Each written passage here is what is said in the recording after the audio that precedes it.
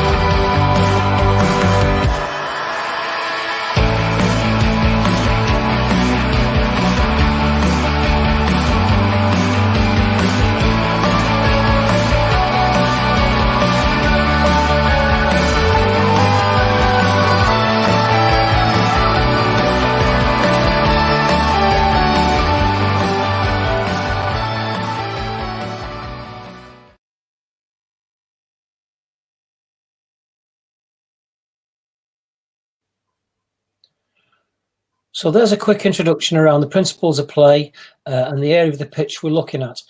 So, first question, I'm going to go to Mark Robson first. What are the key qualities you're looking technically for the players in this area of the pitch when looking to select for national teams? Well, firstly, Leo, can I just say hello to everybody. I hope everyone's safe and well with their families. Thanks for the invite onto this as well. Very good. Looking forward to it. I think from us on what do we look for when the players come in? We're very lucky that we get the best players from around the country. So a lot of the qualities that these players have is very clear and evident to see for all the good work that goes on at their clubs. I guess really, if I'll give you a couple of things for me, receiving skills are probably one of the biggest things that we look for. Can they receive it in tight areas under pressure? Can they receive it and open their bodies up and look to play forward as much as they possibly can when it's appropriate? And things like, are they able to play one touch? Can they retain possession of the ball, not just playing backwards and retaining and building, but can they play around the corner and with a first time pass to beat the press? So we'll be looking for all that sort of detail around the receiving skills, and of course the passing ability. Really, I think, like I said, the one-touch stuff, being creative. What does that look like in all areas of the pitch? I sort of alluded to there around being clever, playing around the corners. I think there's much more that can become of that, and also the end product. What's the end product like on the ball? So again, loads of different positions on the pitch and different types of players. But what is the end product at the end of it for us? So I think there'll be the key things that we look for. And I think it's all rounded off, Leo, as well, around an awareness, understanding where they are on the pitch, understanding what the opposition are doing, and can they exploit and find those spaces with their awareness.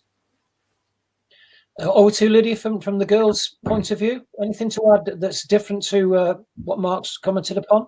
Thanks, Levo. I think obviously there's loads of similarities across the girls and the men's game. So lots of similar things to what Robbo's just said, really. I think what probably sets apart the best midfielders that come into the YDP section of the Lioness pathway is probably the ones that are really willing to get on the ball under a high amount of pressure and have got that ability to see and unlock passes, which maybe others don't. If you look at some of the best players that have come through our pathway, someone like Akira Walsh is a great example of having such great vision to be able to release passes that maybe other players might not see. So I think at the very early stages, we're looking for that willingness to really get on the ball, the creativity around what they can see and play, and just, I guess, in the younger age groups, the willingness to actually try it and make the mistakes along the way will hopefully be things we can build on as they move into the PDP. And the important thing for the developers of the players to get into the PDP and to move from there is to make sure if we do want them to get on the ball, and we do want them to make sure that they get the opportunity to try things, us as coaches have to make sure that we give them the right type of support and the right sort of praise at the right times to keep getting them on the ball and trying things. Paul, if you were to pick one of those things that's just been mentioned, what would be the key one for you out of the 4 or 5 skills that we've just mentioned? Yeah, I think a lot of the things that both of them said already, like these are the things that players at Manchester City are good at already. So the technical capability to receive the ball in tight areas, and I think the pass is more about the speed of the pass, the breaking lines, or sometimes slowing it down as well. So it might be that you're slowing the pass down to get people to press you to allow the next one to be a bit quicker. So I think all them things are key, as in setting. So if it's playing quickly through a press, it might be like into a striker who sets it back and the speed and the pace of the set for the next person to come on to play another forward pass. There are a lot of the kind of things that we would work on in this phase of the play. Okay, so if we then spin the question round, and we're going to go to Lydia first on this, what do you feel then, specifically in the women's game, where there may be any deficiencies that you see at the moment, and how we in the game and in coaching and development we may be able to help that deficiency? Yeah, for sure. So I think, again, I work across the whole of the YDP. So the age group I'm working with now are under 17s. I've had since they were 15s and brought them through that pathway. And it's a real transition phase. At under 15s, when they first came in, a number of them weren't even playing 11-a-side football, to a point now where under 17s, probably 50% have moved into the senior game. And 50% are still playing in an RTC age group. So there's that like shift of difference and understanding. And I think probably the biggest overriding thing with the girls is their overall game understanding. And for them to be able to do the things we've just spoken about, they've got to be able to recognise pictures within the game and see them to be able to exploit them in the first place. So I think from a girl's perspective, it's so important that they're getting such a variety in terms of the teams they're playing against, the type of opponent, so that we can help them to develop that game understanding as quickly as possible. So the more we can expose them to, the more hopefully they'll, identify and be able to exploit moments in the game. Brilliant. Just obviously the interactive bit is really important. I've just had a question here from Will Roberts. So thanks, Will, for putting up the first question. You've just mentioned about what is the right sort of praise. Just very quickly, that basically it's being specific and praising the effort, not necessarily, or the process rather than the outcome. So we want them to keep trying the process and not really focusing too much on the outcome too early. That's just to answer that question. Just moving on then to Robert, what do you feel that, if any, you feel are a slight area where we need to do a little bit more work with some, not all players? So I think two things for me, Levo. The one thing that we've come up against loads and loads and loads over the last 4 years since being at the FA and doing the 19s, 20s is we've faced a low block on a number of literally I couldn't tell you the percentage wise. It must be really high, and I think we've had games where we've been very good, where we've managed to break that down through different types of creativity. But against the best ones, it's something I think we can get even better at. The best teams, the tier 1 teams, and I think that's something that we're looking at the moment. But probably the biggest thing is where we're playing against the teams with lots of low blocks is the transition and what the transition is like, and that game understanding around making sure that you're secure behind the attack. That's something that again I think we can get better at. Okay, where would you take this conversation then, Paul? What would you add to that around the things that we might need to do more work on, and why? Yeah, I'm not sure it's a real technical one. It's more like the mindset, I would say. So similar to what Robert has just said there, it might be that in some of the games that you have a lot of the ball, a possession-based team, it might be the decision-making. So if we're trying to get to the final third, it's about how we get there with control of the ball, really, and making the right decisions at the right time and the movements at the right time to allow us to get the ball securely into the final third, where then it becomes a much more like individualistic thing. So I think for me, like, I'm sure everybody watching this, like, I think it's probably the decision making that will always ultimately let players down. And the better decision makers they are, probably the better players will come on when they become, full-time pros. Okay, great. A good question from Colin Howard. What about the ability to dribble and beat players? Again, that's one of the key skills and attributes that the best players who potentially are the game changers will have a toolbox that has all the skills and attributes that we're talking about, potentially to unlock, whether it's a low block or to get us from the middle to the front quickly or to play the final killer ball. That will definitely be one of those things that needs to be in the toolbox. And the younger we can develop the techniques of those players to move through the phases to hopefully get a career in the game, to hopefully move into the Premier League, to hopefully to play international football, that would be great. Keep putting forward on the chat box your questions. I just want to show you the next slide. So again, if you had a look at that slide, we're looking now around the England are trying. Well, not England are trying. England are working with an England a DNA. Each year it develops layers of detail.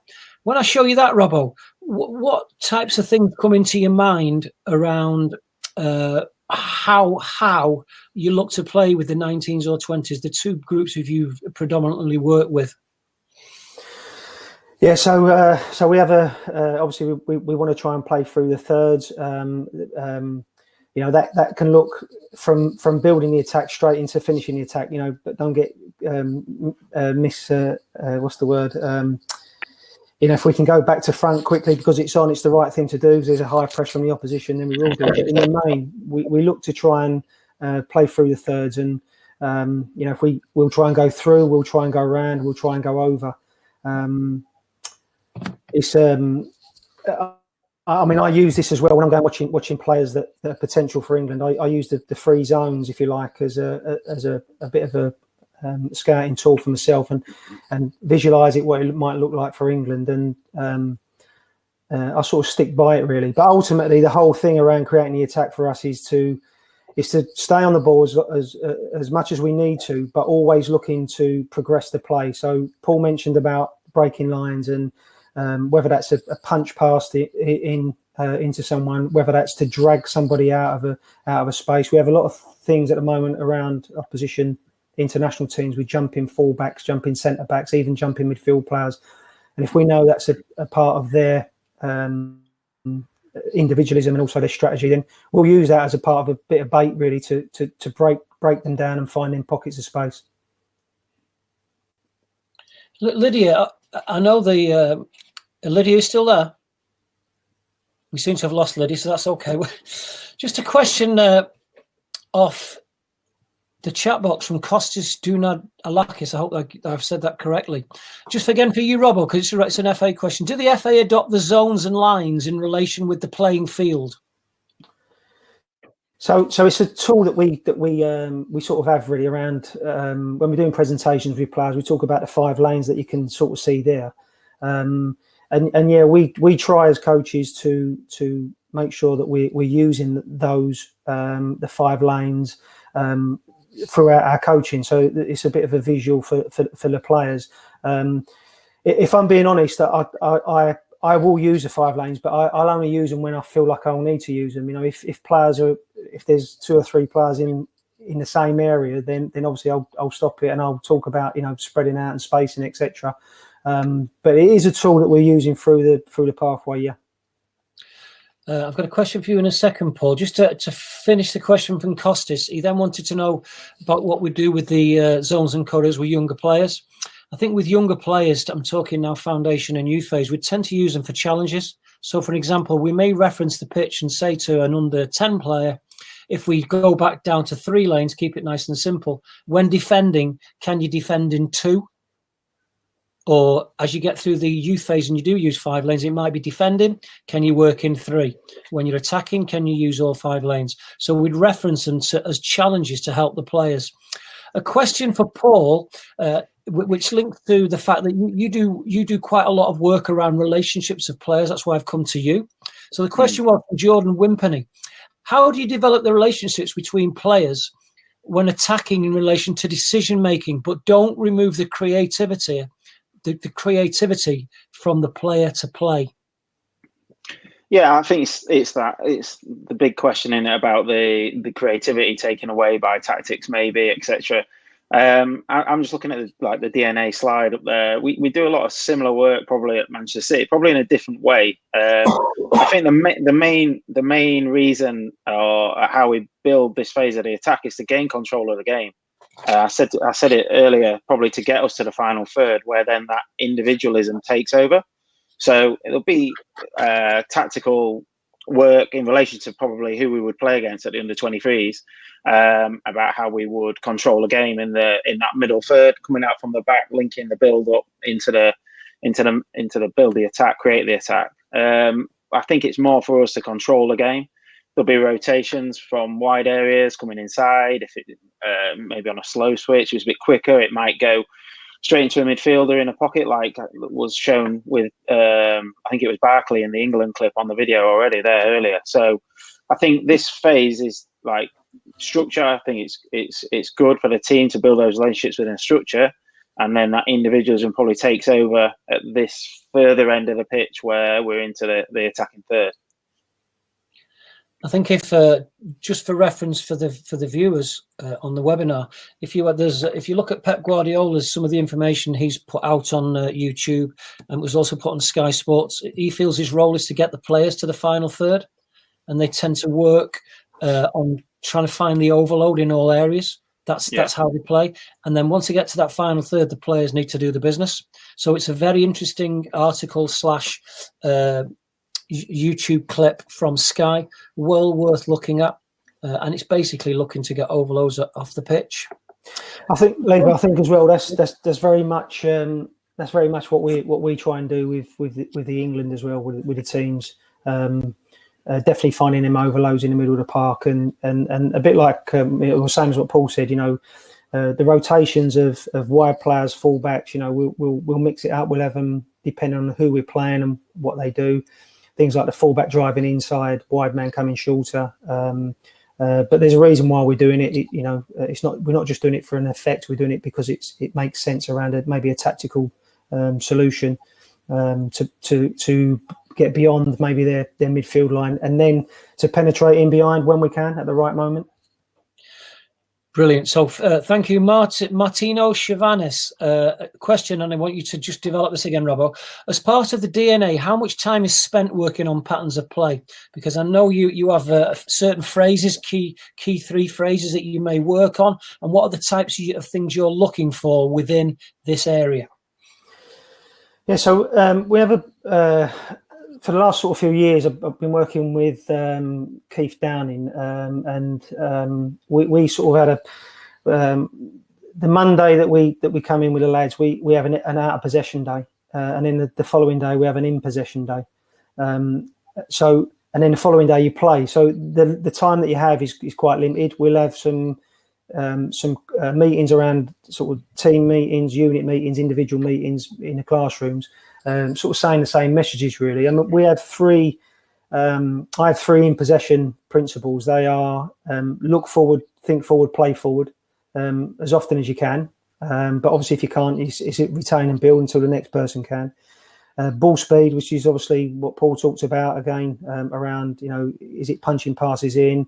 Are we dragging people out of position to then maybe find spaces behind them?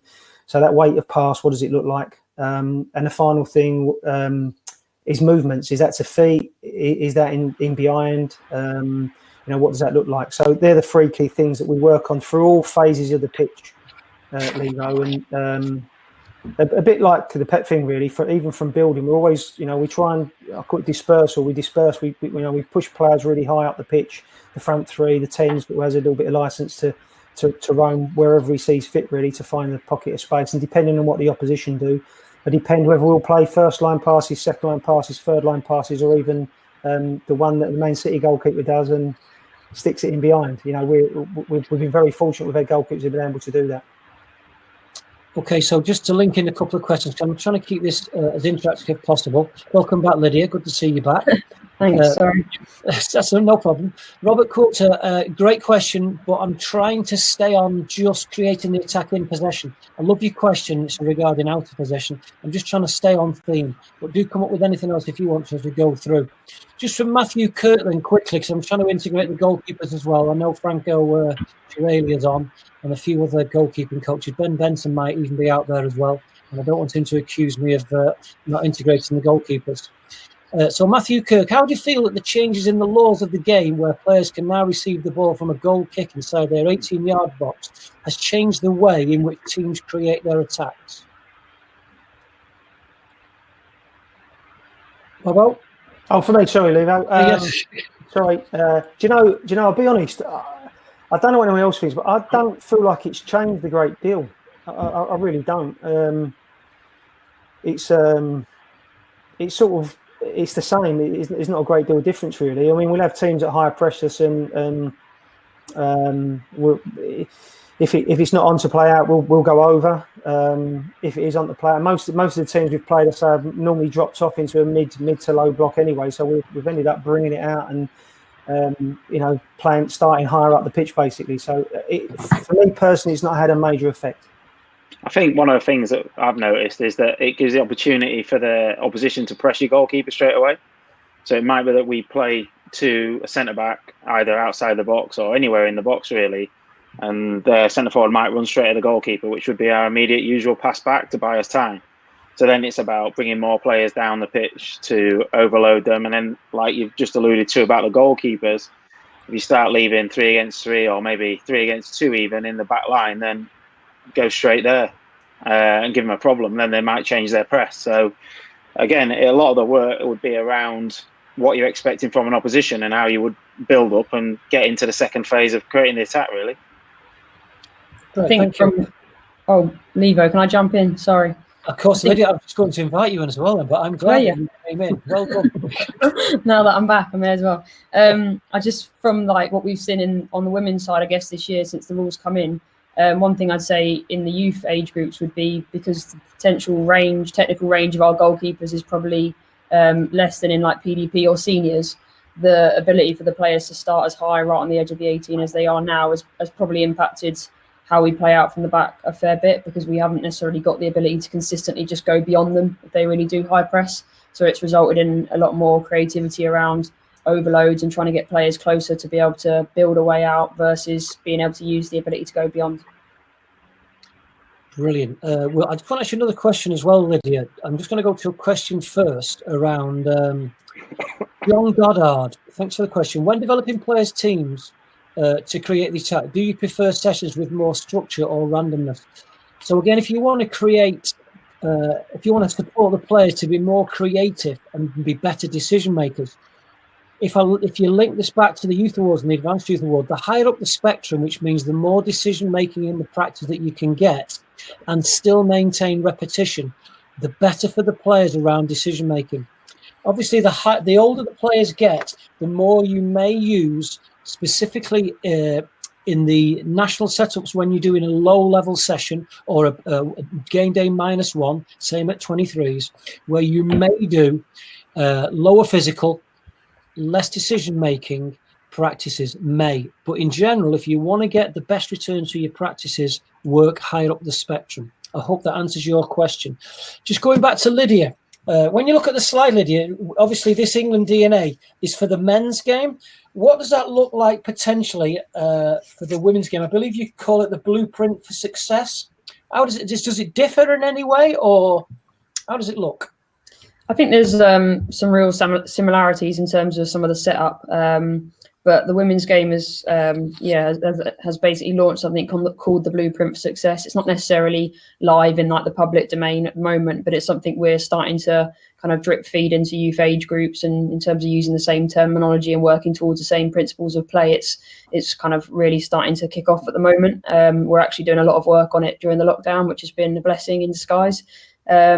But in terms of some of the things you'll see in the diagram, there are real similarities. So we talk about attacking across 5 lanes, and you can see there on that diagram, the lanes are obviously used. Some language like look forward, play forward, which I know I got booted off, but I'm pretty sure it's probably been spoken about when you talked about this diagram, Robbo. So I think some of the things are similar, but it's just a bit of a rebranding and a bit more specific to how the women want to play, and hopefully something which will infiltrate up through all of our age groups, and you'll start to see move into the seniors over a period of time and try and link it all together a bit better.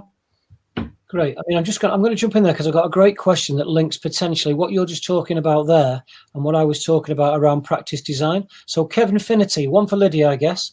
A big issue I face is getting senior women players to improve movement in the final third, especially around the penalty box. I coach a ladies' first team and the players tend to be a bit static and playing straight lines. They like to be told where to run, but should we be prescriptive about the runs they make? If coaches then tell them, does it snuff out, or did they become too predictable? Any advice on the sessions to help improve runs and create a more creative mindset? That links the last couple of minutes discussion.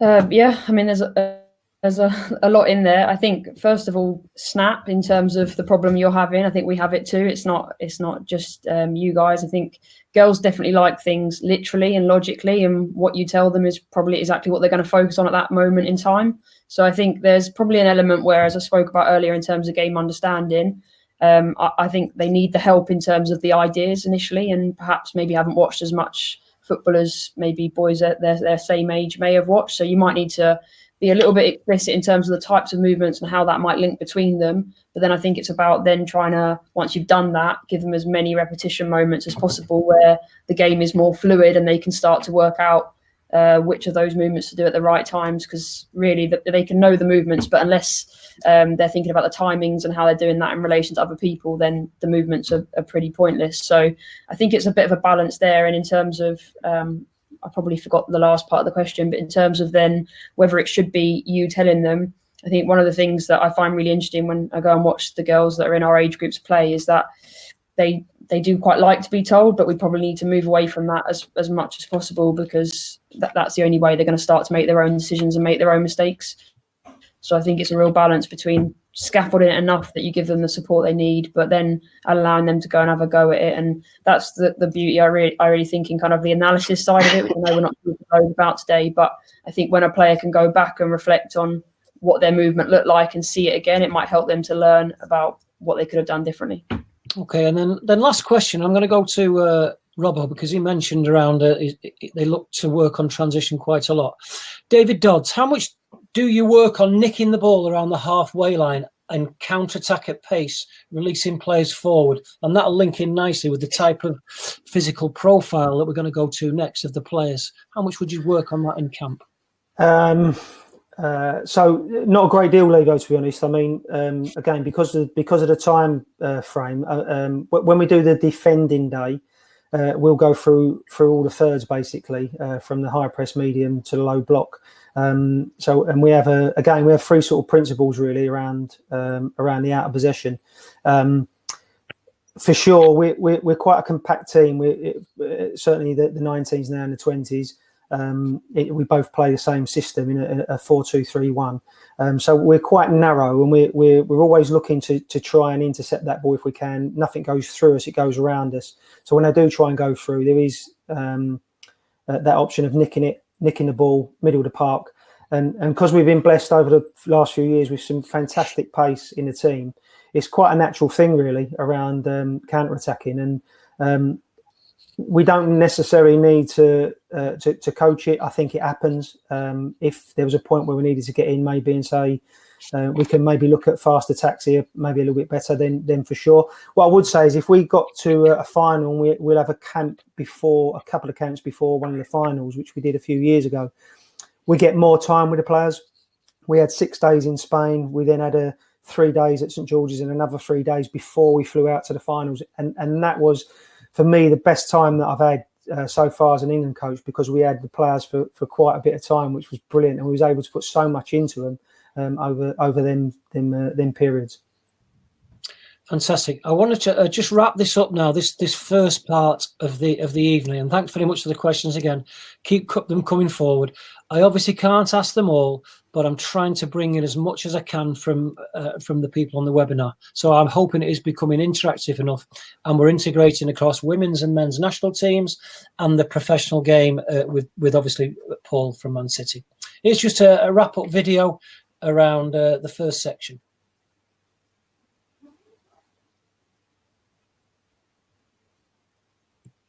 Matt, are you playing it or am I? Matt is. Stop enjoying yourself.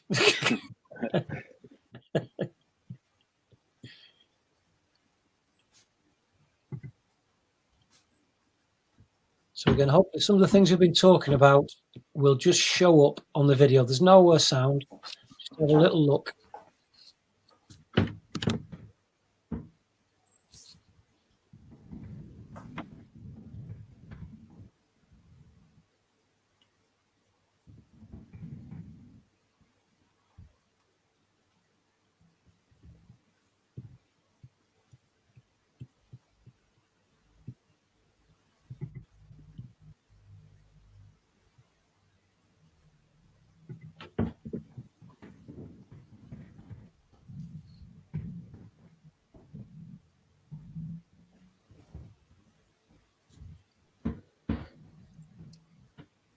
Okay, so I want to take you now to what the position-specific skills of the players might look like in this area.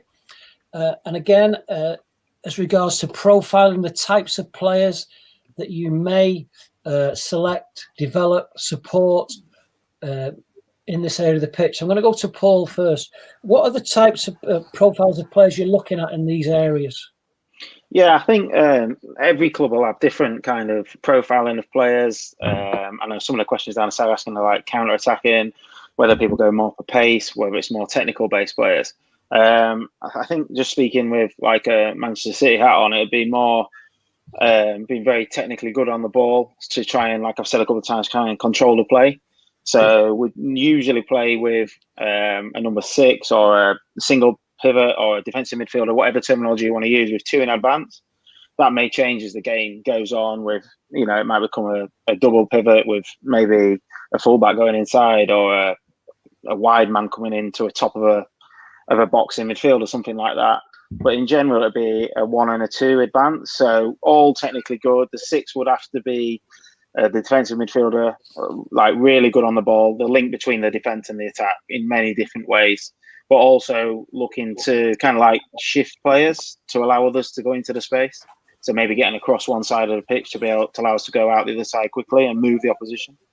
And then what we call maybe the advanced midfield players would be the ones who play a little bit higher up, occupy space or come out of spaces for others to go in. That may depend on the speed of the play, where the play is, where they're positioned at the time. So there's loads of different characteristics of players. Obviously, they would be expected to assist and score goals as well. So the ability to unlock the door, but also to recognise when it's not on, not always try and score the goal every time. It might be that you need to be more patient and build the attack slower to get more movements out. So they've all got different characteristics. Again, individuals will come into that. So if you've got a particularly powerful player, he's going to be utilised slightly differently to someone who's much more technical or a traditional number 10. I think there's space for everybody. It's just getting that nice blend and developing the players in their own right, really. Robbo, similar thoughts? Yeah, exactly the same. In fact, the last thing that Paul said there was, we're playing with two pivots, if you like, at the moment, but that can vary. We have one who likes to attack and likes to drive forward, and he's very, very good at it. So we wouldn't want to not allow him to do that. That's a part of his repertoire. Whereas we might have another 2 that are actually quite happy to sit in there and just keep dictating the play, if you like, and staying in control of the game. But of course, we not only do we want them to be, control the game, and we want them to be creative as well. If there's an opportunity to exploit the opposition in behind through what would be clever movements, running wide men, 9s, 10s, even fullbacks, we'd be expecting them to do that. Lydia, how do you find that? Do you play point down or point up with the girls? And if so, why? So Levo, there's probably a little bit of flexibility in that across different age groups. Most of the time it's in relation to who the opponent is, but generally this year with the 17s, our first competition in October was phase 1, which we played against Croatia, Slovakia and Belgium. So the type of opponent we were up against, we utilised a single pivot, mainly with the kind of intent that we knew we'd probably have more of the ball than the opponent. But from our perspective, we'd noticed across the under-16s year that our number 9s were becoming quite isolated. I think traditionally in the girls' setup, we tend to have a lot of quick wide players that are very good at getting their head down and off they go. Whereas if we try and play in and through or off the 9, she can often, be receiving back to goal with very little support. So we went for a natural switch this season to try and play a little bit more with a higher 2 players or a single pivot, so that they could work off the 9's movement and be there to support and combine a little bit more than we'd had previously. It also gave us the flexibility that if our wide players needed a bit of extra support, one could shoot out and have that little triangle out there to combine and help them break lines if we needed to. So we found that quite useful, but then we flipped that. So February we flew to America and played US under 17s, and at that point we moved straight to a double pivot because we knew that the level of the opponent we were going to be up against meant we needed to secure possession first and then build from there. What about your experiences in tournament play, Robbo? Why you may play with a double pivot? What are your experiences there around qualification and tournaments with a small number of games? Sorry, I missed your first bit there, Lee. Can you say that again? Yeah, the conversation around sometimes when you're going into a tournament, you only have a 3-game tournament, and it's quite important. Why do you sometimes go in with the double pivot then, for that reason? Well, I think a lot of it's to do with security behind the attack. That's not to be negative, because we're actually really fluent in how we play, and we have been over the last few years. I think it's more around it's more around the security. You know, if you lose possession of the ball, what does it look like behind it? Most teams we play are counter-attacking teams because of the way they set up. So, you know, the one thing we need to be really careful of is exactly that. So, you know, we're quite flexible with our fullbacks. They can bomb on as much as they like. Our wide men will come inside. There's loads of rotation, loads of fluency around what they do. And even our 4, 8 and 10, to be fair, at times, like I said, we had one who's a runner who would run forward, but our 10 then would have to identify that, and something we work on in training, and just make sure he fills in and keeps that stability behind it. Because if you lose one game, particularly at under 19 level in the elite rounds, you could be out. So it's, you know, there's a bit of a risk factor around everything as well, and of course we want to try and get to the back end of the tournaments as much as we can. The other thing I was going to say about the 4 and 8 as well is about connecting the game, you know, through all thirds lever. Sort of going back, I think it was when Paul was talking a little while ago. The 4 and 8 are really important for us about being our playmakers and connecting the game, not only from being pivots from the centre halves and being available to support the play, but also once it goes forward, that they're there to support from behind as well. So that there's a connection around everything we do. And the 4, 8 and 10 are really important for us around staying on the ball. That's a real big key thing, whether that's to draw the opposition narrow, to maybe spit them out into wide areas where we can then attack. But they're very, very important to us around that middle third, connecting the game. Okay, I'm going to take a question myself here. Charles Cade has asked, at what time would you focus on position specific, and when would the players become more positionally aware? I think in development, and I still classes this area as development, we have to make sure that the players have an ability to understand the position, but also have the adaptability to play in different positions. Because if you go through in the past where some of the top players have made their debut, it won't be in their preferred position. You go through some of the top players who haven't necessarily gone straight into the first team, which is the majority. They may not, on a loan period, go and play in the position they've initially been brought in as. So we as developers have to give them the understanding of the role, but we have to make sure that they have an adaptability to play in a variety of roles. That brings me back to Lydia. Lydia, in your selection, you don't necessarily have such a large, as large a talent pool. So how does that benefit you in your selection? Yeah, so we probably don't have as many players to pick from in comparison to the boys' youth age groups, but for us, it means we can really prioritise, particularly when it comes to competition. In the 17th year, moving into PDP, there'll be a real shift in terms of prioritising the best players and trying to give them as much exposure. So we wouldn't necessarily always pick a squad based on the exact split of positions. It would be about trying to get the best players into the camp, and then having some flexibility potentially around what positions they might play in. I was just thinking, Levi, as you spoke about, or the question around, attacking players, should they be in one position? I was thinking back to Lauren Hemp's journey, who's now a first team player at Man City, and I was working with Lauren back when she was under 16, and I've seen her come through multiple age groups. And actually, when she was an under 15, she was always a left winger, but then the 15s coach moved her to number 9 because she was just trying to do everything herself and just to help her work play. She then moved through to 17s and played left wing predominantly, but then at 19s there was a bit of a shift towards being a number 9, and when she went to the 20s World Cup with Mo and they got bronze 2 years ago, she played the majority of the games there as a 9. So there's, I think there's still throughout our pathway a real importance that the players get a bit of a mixture, because ultimately for Lauren to make the move into the seniors, which she now has, that a little bit of flexibility will probably help her, because coming back to tournament football, if you can only select a squad of 18 or 20, the moment you pick up 1 or 2 injuries along the way, or you need a bit of flexibility around how you're going to play, we really need players that can, play across a couple of positions and do that fairly well. Question here from Neil Cooper. I'm going to go to Paul Harsley for this, and it's around, do you think the flexibility is going out of youth football? So that's basically 2 questions to you, Paul. How flexible are you? And do you think we may lose creativity if we are not flexible enough?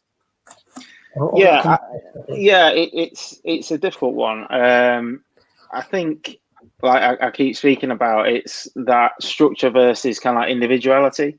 And all players would always be encouraged to be individuals, because ultimately we're looking for the best players, not only in the country but probably in Europe, to have something different, which either gets them into the first team, or it may be, if they're not quite good enough, someone else may want to actually take them. So it's about developing them as best as we can. So never take individual play out of it. I think,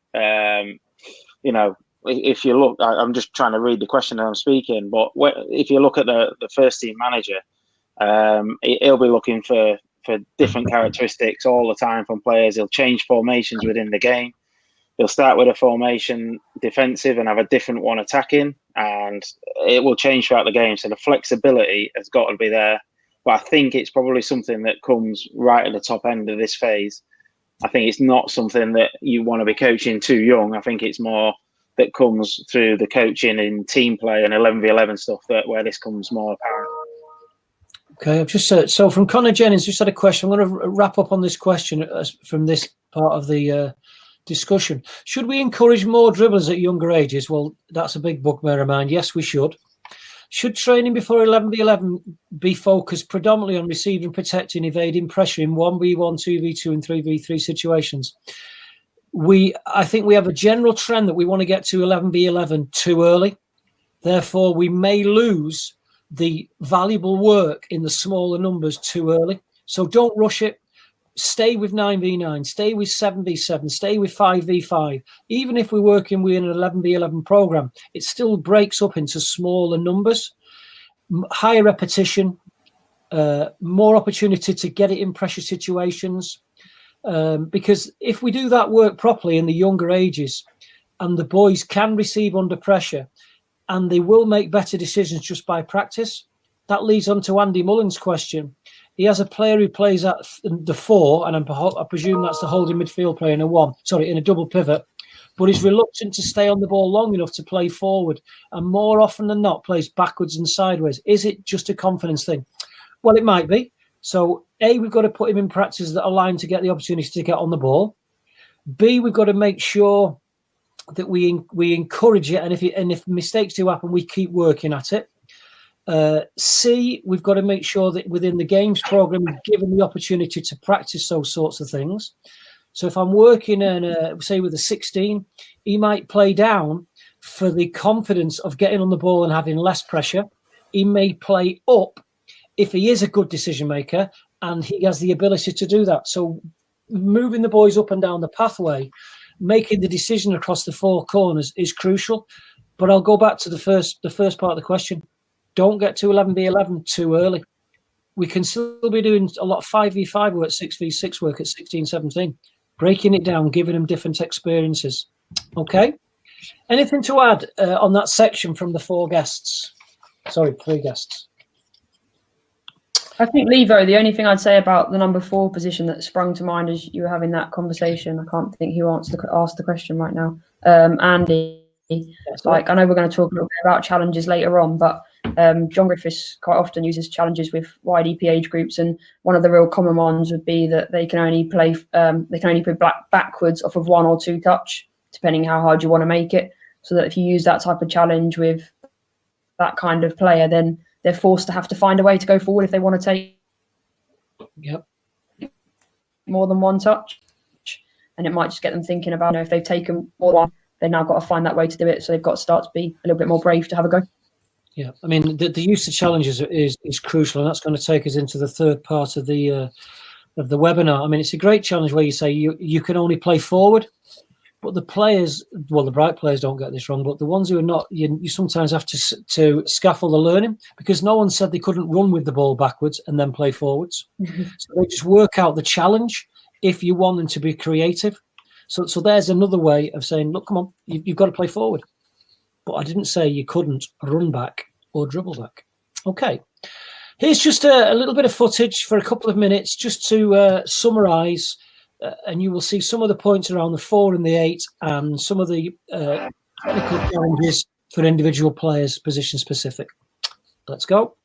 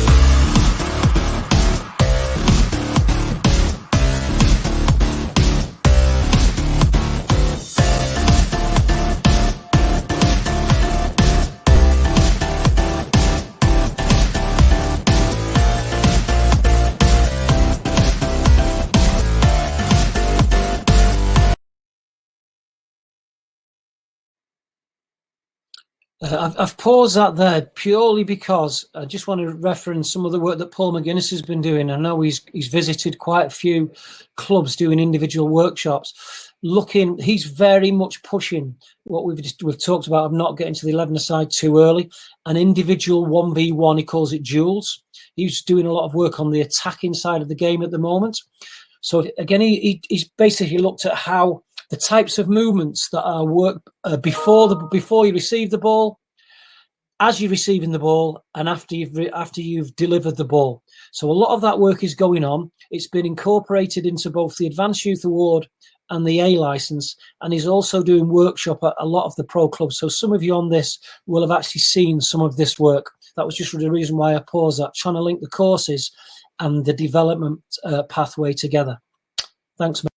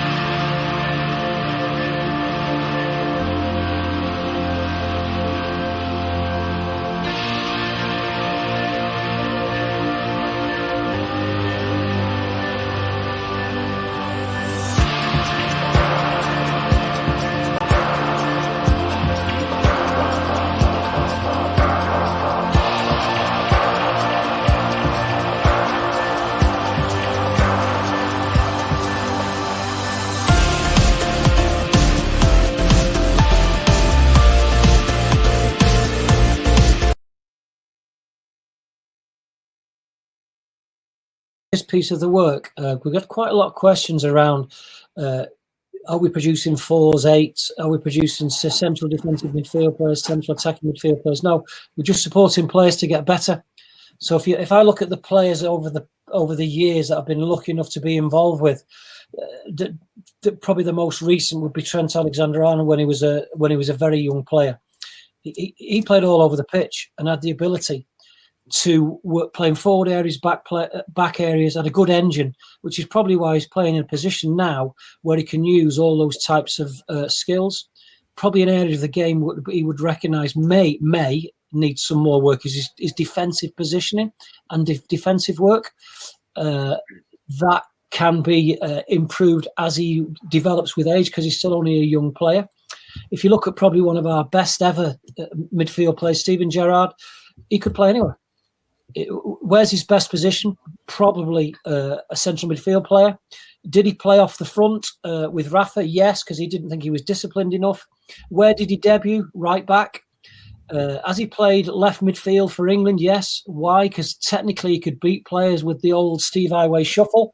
Receive the ball on your back foot. It's the old Peter Beardsley dragging the ball across your body and going. So Steve Highway, Peter Beardsley moves. John Barnes used that move a fair amount. Chris Waddle. So if you equip the boys in the young phase with the tools to be able to work in all areas of the pitch, as they get older, they will understand roles more, but they will have the ability to fit into certain roles. As they get older, they'll have to have a greater understanding, so they will become more position specific, but they have to be flexible. Because in general, a lot of the top players, they just need to play. I asked a question a few years ago. We talk about the England DNA, and I was setting up 4-3-3 or 4-2-3-1. And I asked the question at the time to Steve Cooper, who's now manager at Swansea. Correct me if that's wrong, Robbo, because I get the Welsh clubs mixed up. Yeah, no, he is, yeah. I said, so go on then, Coopsy. And I was talking about, at the time, Dominic Solanke and Tammy. And I said, okay, Steve, what happens if you get two players in your squad who are potentially your two best number 9s? What are you going to do? Play one out of position? Or do you change your formation slightly? He said, well, I'd change and play 2 up sometimes to accommodate the best players. So you do have a format and a DNA you're going to play to. But if you find that your best 2 9s, who are at the time maybe your best players, I'm not sure they were exactly at that time because there was a lot of top players around, or potential top players, he'll change it to play with a 2. So hopefully that, anything to add, gents and ladies, before I move into the final part? Well, okay. Yeah, it's good. Right. So just to go to summarise. So if you just have a little look at the technical characteristics and tactical characteristics, just have a read through there. That's obviously Jill Scott at Manchester City. And there's tactical characteristics. And again, if these are super strengths of Jill's, when she's a young player, you look to build on the super strengths and you look to help develop the areas of weakness or areas that need to be improved. So the final area of work we're going to look at is how we maximize match day by taking the work that we do during the week or over the period of time. How do we take that into game day, and what does that look like in the way that we challenge players individually or possibly more as units? So if I go to Lydia first.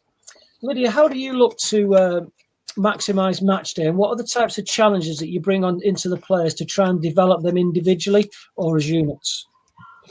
Yeah, so I think across the wide EP, initially 15s, 16s, and into the start of 17s, we're not necessarily chasing results. We're looking at the process of their learning. So we use unit objectives a lot on match days, and we try and link them into the game plan and how we're looking to play. So we don't necessarily use like individual challenges a great deal, but within the unit objectives, there'll be challenges that will kind of like sit within that each of the units can focus on, that will help them to stay focused on the elements that are most important for the game plan on that game. So an example of that in terms of create the attack would probably be one that we've used quite frequently this season. We found that we had a bit of a deficit in terms of the numbers of players in the box or arriving in the box in goal scoring opportunity moments. And often, like I said before, our nines were very isolated. So we started to use the challenge with the girls of having 4 in the box on any kind of attacking situation. So in training sessions, we'd use that predominantly to try and get that mindset into them that if one wide player had the ball, we'd need as a minimum potentially the 9, the opposite wide player, and one of the 10s. And then that moved into our match day. So it would have been one of the unit objectives going into a phase 1 game where we knew goal difference was going to be massive for us in terms of how So that's just an example of a challenge coming to life that also fell into like a unit objective that was probably relevant across multiple units because we weren't specific about which 4 players that might be. So could be an overlapping fullback, could have been the 8, could have been the 4, for all I care, as long as we had the players up there at that moment. How does that transfer into the men's national teams, Robbo? So really, we look at our strengths really, both as a team, as individuals. What is it we have that we can hurt the opposition, and of course, what are their weaknesses, and where can we hurt them? And I suppose really, we've had probably the only one thing, the challenges that we've had is trying to create around 15 chances per game. Which we've been quite successful at, and in terms of other challenges, really, if I'm being honest, I think the game's a game. We're trying to win. We're trying to win the game, and the work that we do on the training pitch really dictate what that looks like in a match day. Paul, how do you look at this area of work in the work you do with the 23s? I'm specifically alluding to anything that you may work on individually and how you may highlight that in the breaks in the game. Yeah, I do a lot of work. There's a few questions coming in down the side about do unit objectives dictate the game plan or the other way around? And I think it's a good point. I think the separation of where everyone wants to win, and then of course we do, and then it's about putting in structures to develop the players as well. So we have individual, unit, and full team challenges really. So we obviously want to play a certain way, and that's whoever you coach, whoever I've coached in the past. You always have a game style, a way you want to play, whether that's, as mentioned before, counter-attacking style maybe, or where you want to build possession. And I think like what we do at the moment at Man City, where what you alluded to, Lebo, is like we'll do work in the week probably around what opposition we're coming up against and how we think we may be utilise getting into the second phase of the game best, and then set little challenges around that. So it might be going into the final third, so playing from the midfield. It might be something which we spoke about earlier, which looks like a lot of people will be able to recognise how many times maybe Raheem Sterling scores at the far post, and it might come from a ball going to the opposite wide player, passes it down the side for the midfielders around to, who crosses it for maybe Sterling arriving at the far post. So we may try and replicate that in training, have footage, show the players, work on it in the training, opposed, unopposed, and then take it into the game. And then at half time, we'll come together as coaches, analysts, and then discuss it and then show the players at half time. Obviously, very fortunate we've got the facilities to do that. But I think it can be anything as simple as tallying. If you're coach in non-league or grassroots, you can tally certain instances that you may set players and keep referring back to it. And I think it gives us more meaning to the players if they know that what you've been doing in the training really links into the game, and you're actually showing a real interest in them specifically. Just one of the questions was Elliot Massingham. He just missed something. Lydia was talking around unit objectives to try. Oh, well, it can be linked to individuals as well, where she's trying to get 4 players in the box on crosses. Obviously, Mark does a similar thing. And then Paul was alluding more around it may be an individual player's challenge to look to, if he's talking about the De Bruyne run between the fullback and the centre being slipped in down the side by the winger. They need something that they look at individually, but also it could be a unit challenge within the game, linked back to their patterns of play, the principles of play that they want to play. Okay. Yeah, well, I mean, just go in there. It's like something that's prevalent in the way we would want to play. But it might be more prevalent against certain oppositions, how they set up. Maybe when there's a lot of distance between the centre-back and the full-back for that run to occur. So it's highlighting that and then really focusing on that. And the players, how the 8 or the 10 may position themselves in that going into the second, third phase to allow it to happen more naturally and get that run going. And then it's finishing position in the box, which Lydia alluded to, how she does it. It may be different over clubs, but yeah, getting players in the right position where they're most likely to score, and then a variety across to finish it off. I've got a question here from Lee Herrick. Late YDP, early PDP sessions designed to work on phases of play. How do you put them on without boring the player? Well, again, phases of play, we're just talking about attack versus defence, so it's the game. As long as it's got flow, as long as it's got goals, as long as it's competitive, so there's a scoring system, as long as you put the constraints on the game, potentially adding in all the other key things that the players want to do, it will become enjoyable. If you continually stop it, it doesn't. So you've got to be very cute as to how you intervene to develop the players. Potentially it would be, we're playing for 4 minutes and I'm going to work individually. That may be by walk-bys, drive-by interventions. It may be by just letting them play and coach in the breaks. If I play a 16-minute game, that's 4 4-minute games. I get 5 interventions where the players are stopped at the start, in the 3 breaks, and at the end. So the players are just playing a 16-minute game with natural drinks breaks, and you work with the drinks breaks, putting in the game, making sure, as I said, competitive goals, flow, and I work individually if needed, or I do all the work at the breaks. I think, Lever, something that we've seen, especially in the youth awards, is like, in the training session, just intervening with individual players. It doesn't matter if he misses 30 seconds of the practice. If you just want to really individualize something with him, rather than stopping everybody to tell him the message, just have a quiet word with him. If he misses a minute, it don't matter. He's going to be learning, and everybody else can carry on while that's going on. Paul, just while you're on, I've got one from Sam White. So it's again, how prescriptive is Paul with his attacking movements and rotation in the final stages of the attack? Does he use game cues, rules and patterns, or is there a level of trust in the individual to create these moments? So it's go on, you just allude to what your thoughts are there. Yeah, I think a bit of both, really. I think one of you guys said earlier, if you're looking at the first team about Guardiola getting the players to the final third and then having the best players in the world to finish it off, I think that's always going to be a case. You need that individual brilliance in and around the box where, ultimately that's why they get paid a lot of money, because they're able to do that.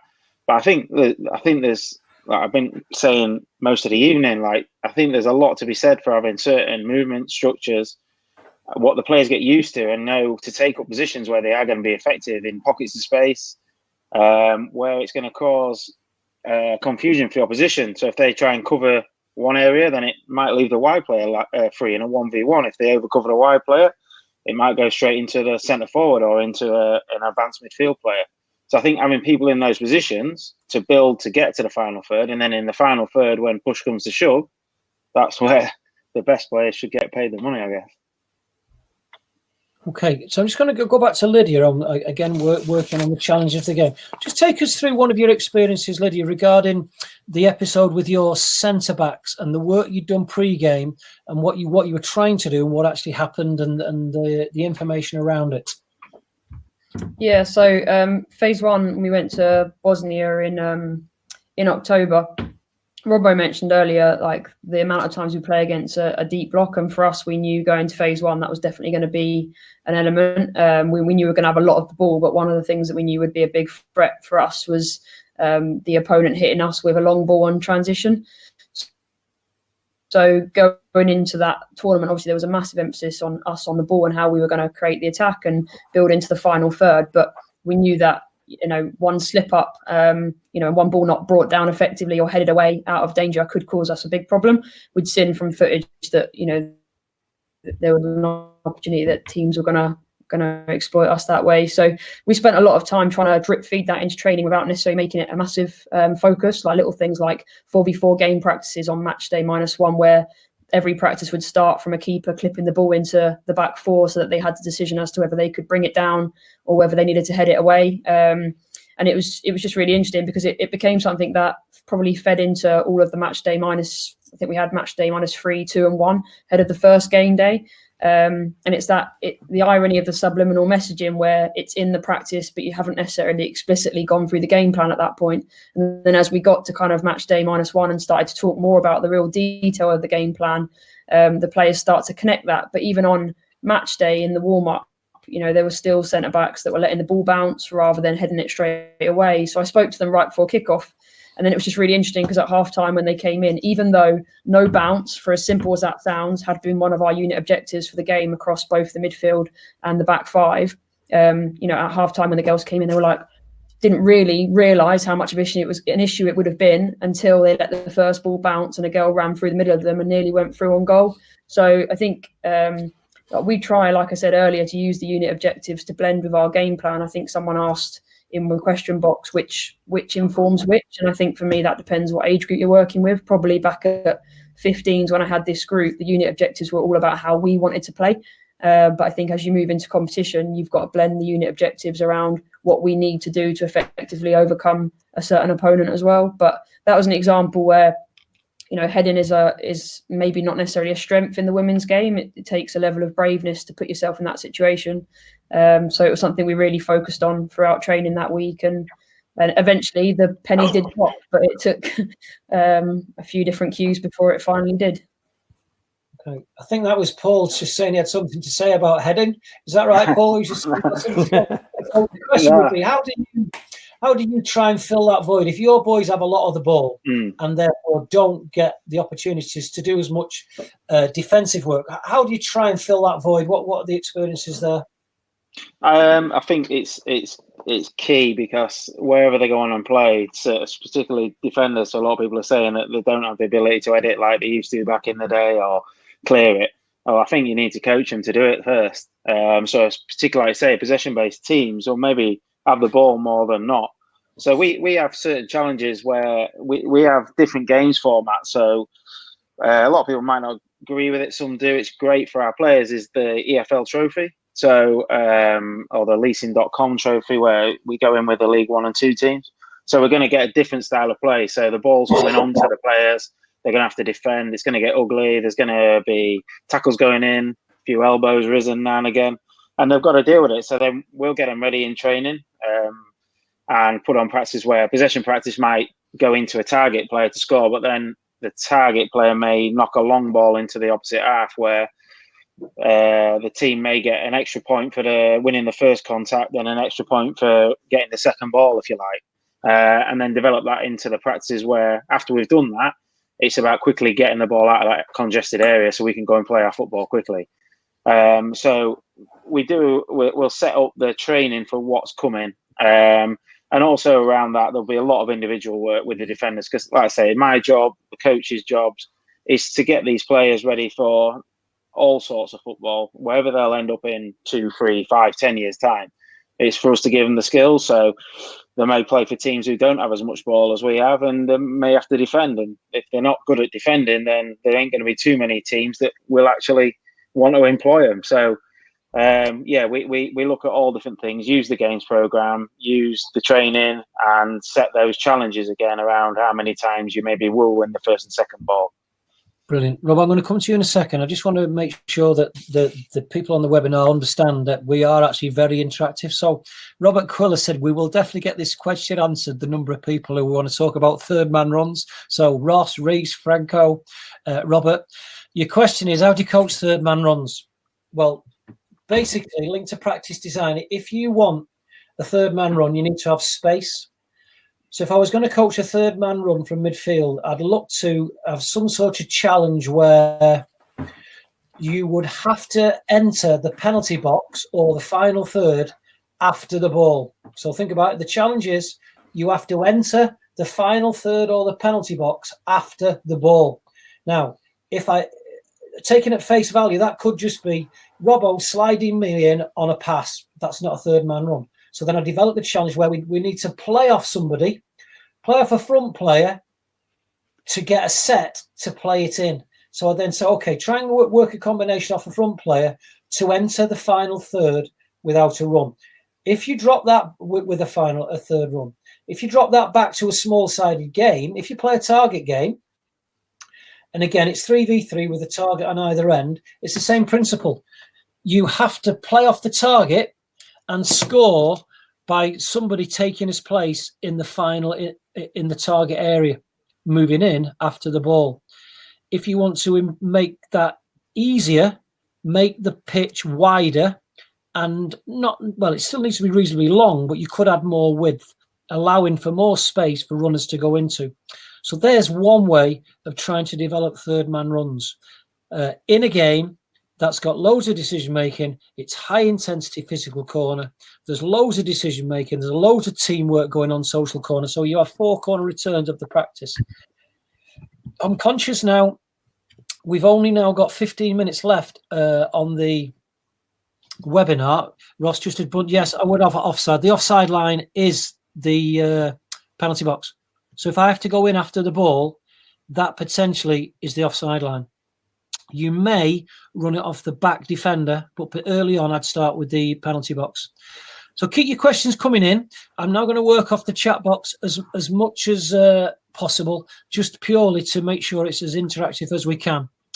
So Kevin Finity, he once saw Tony Carr do a session on third man running. He demoed it for Surrey's Coaches Association. Will probably now be on the on YouTube. It was very good, unopposed work. He used to do that a heck of a lot with the players at that time. He's spoken on the Advanced Youth Award every year for the last 5 years, and every day he used to coach third man runs as part of his warm up. Okay. I think something you could do as well regarding that is if you think about linking it into all your players, I'm sure will like getting a shot on goal.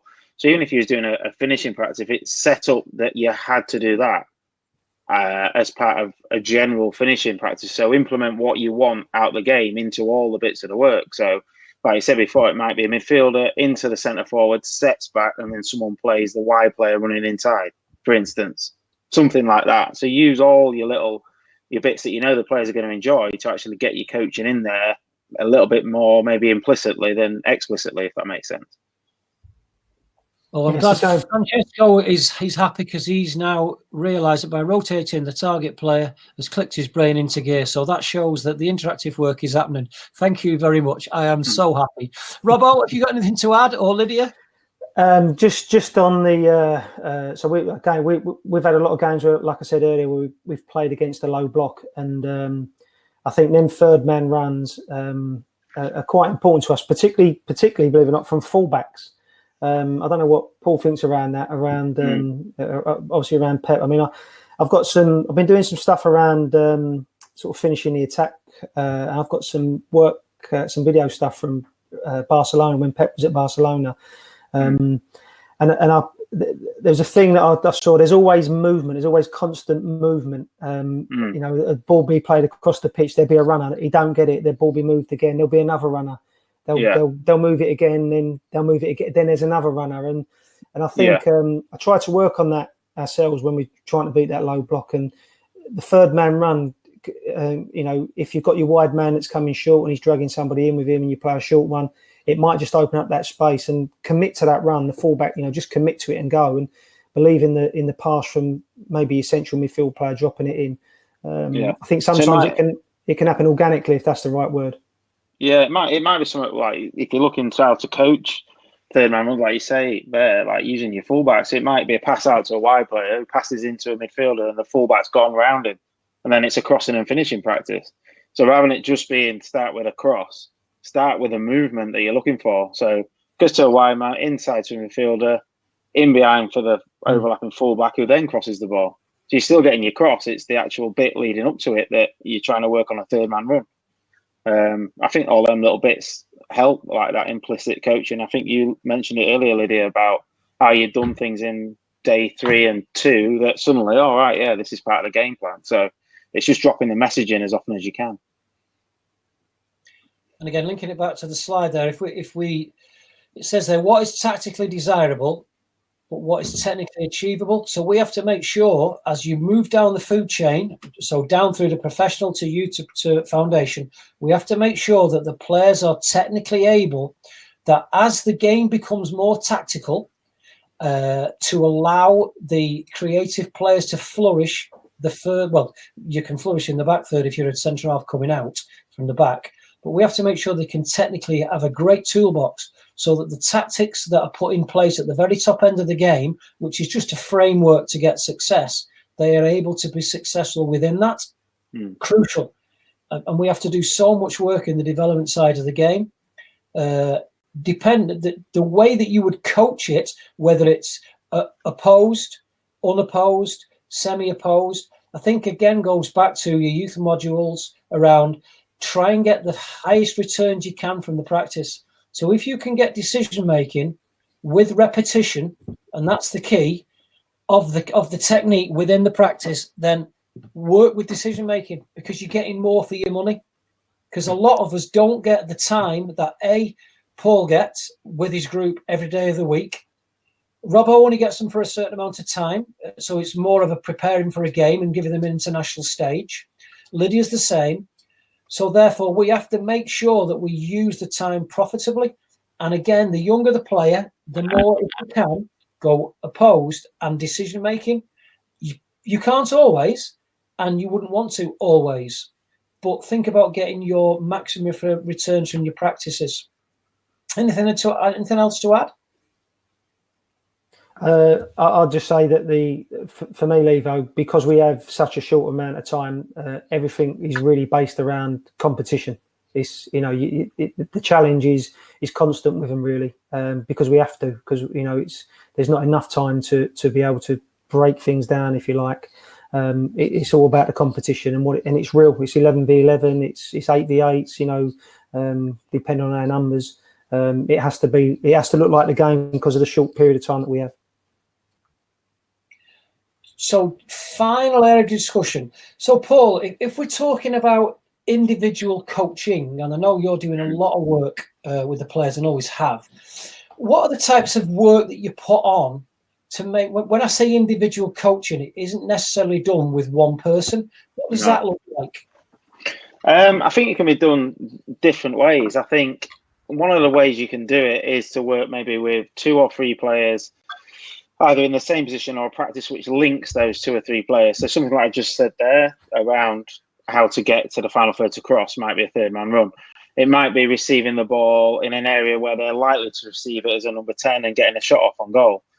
But it also might be in a, like you're talking there, it might be a game scenario, maybe working a defender, a fullback, and making sure that you constrain the game, that the ball gets to that winger as often as it can. So that a fullback's working within a team scenario, a team session, but he's actually under the pump a little bit because the ball's always getting to the wide player.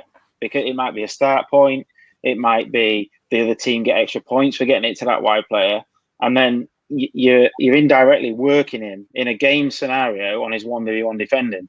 And some of those sessions have great value to the players. And then other players, like I said before, might need heading. It might need real specific individual heading where it's you and that player, or a back four goalkeeper, whatever it may be, really specific work. So I think it's a variety that you can throw up and use at different times. Individual work within a group session, and then real specific individual work for that psychological feel, that social feel with you and an individual player can be really powerful. Lydia, over to you. Yeah, I was just going to add to that. This year, under 17s, I've been blessed to have 2 assistants, which isn't that common on the girls' side. Although I know in the men's side, they've got the in and out of possession coaches quite frequently. So I'm sure Robbo can probably speak with even more depth on this. But I've found it really powerful this year as the head coach, having those extra eyes all around the pitch. And as Robbo said earlier. Oh, that was the finance guy who just said she can't have any more assistants because we've got no money. So I'm sorry you've taken her off. Robbo, have you anything to add on that?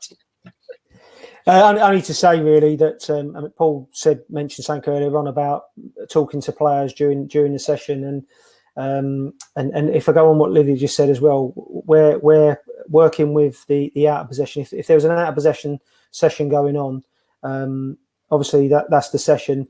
But I may just look at one player, maybe that if I've got like a think forward, look forward approach, and he's playing a bit sideways and backwards, I might just at the right time just find a moment to just give him a little nudge. And don't forget we're looking to play forward. So it really does help having that extra coach without jumping in, stopping a session, and otherwise it'll end up being too long.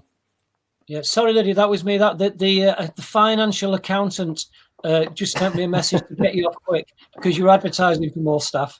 So I had to take you off. But John, carry on where you were up to. I can't hear anything. You can't. Oh, sorry. Okay. We can hear. Oh, you can't. That's okay. Well, listen, the good news is we're all still smiling. That's our first technical hitch, and we've only been going an hour and 25 minutes. So I'm very happy with that. Just keep your questions coming through. I'm just going to have a little look at the chat box. We've got time for 1 or 2 more. There's one on constraining the game, Levo.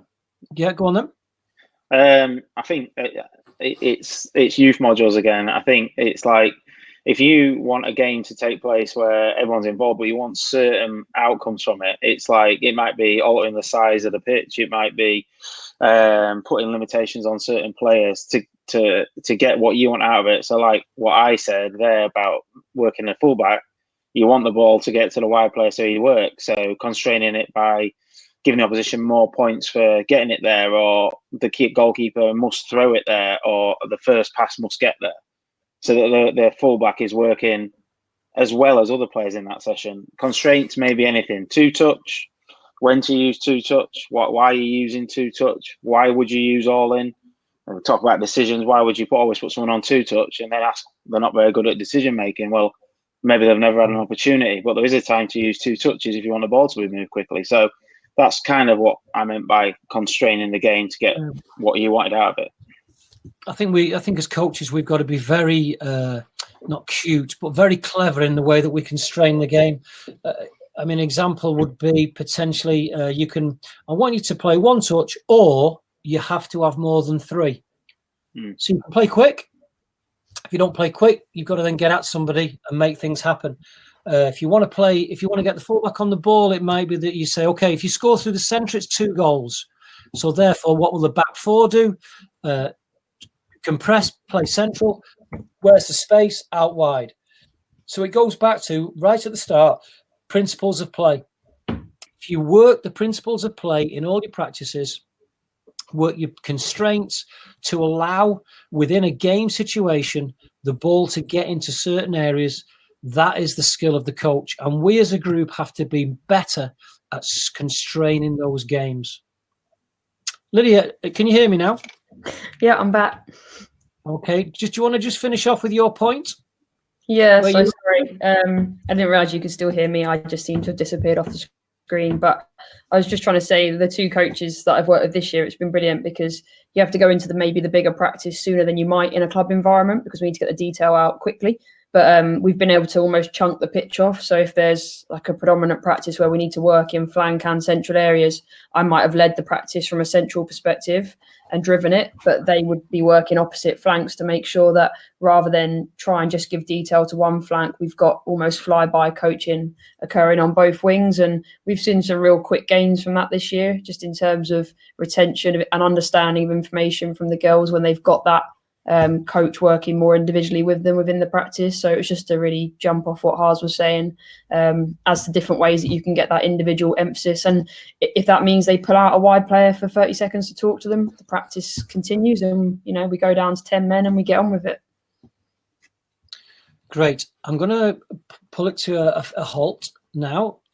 Thank you very much for the questions that you've brought in. I hope we have made the webinar as interactive as possible. Big thank you to our guests, Paul Harsley from Man City, Mark Robson from the national team, Lydia Bedford, the ladies' national teams, and our expert analysis, Matt Ramsbottom. Finally, I hope it's been a great evening. Any feedback, if you do know me individually, it'd be great to get some feedback. Text me. This is now at the next stage. If there are future webinars coming up, next Tuesday I'm involved in that one, high press. That'll be looking through a physical lens. We've then got to build the attack in June, a mid-block 21st of July, and create the attack.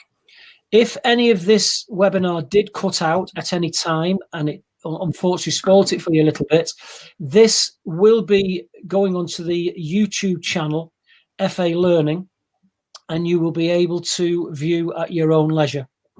So thanks very much for your attendance. I really hope you enjoyed it. I hope it was interactive, and hopefully you'll be able to put some of the things we've discussed into practice if you weren't already doing so. And we hope to see you again on an FA webinar. Thank you. Stay safe in the present climate, and good night. Good night. Thank you. Good night. Thank you.